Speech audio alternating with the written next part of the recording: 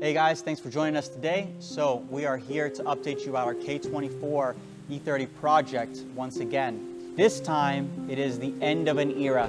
We've worked on this swap for almost 6 years and been able to develop parts like the K24 mounts and oil pan and other swap components to help customers do this swap successfully. That said, we hate this. That said, we're gonna go back to the roots of BMW motors. The K24 has been a wonderful motor, but we did lose that BMW silky smoothness that we originally fell in love with.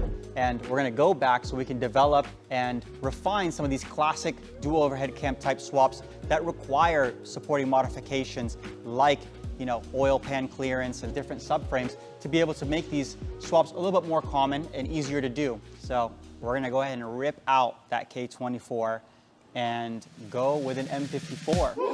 It should make about the same power. We might gain a little bit of weight on the nose, but we're thinking it'll be a nicer car. And the whole point is to develop parts that continue to help the E30 community. So we're really excited to go back to the roots, and it should be a lot of fun. So we're gonna start by tearing out that swap today. In the meantime, go ahead and enjoy about 15 seconds of some K24 E30 memories in the meantime.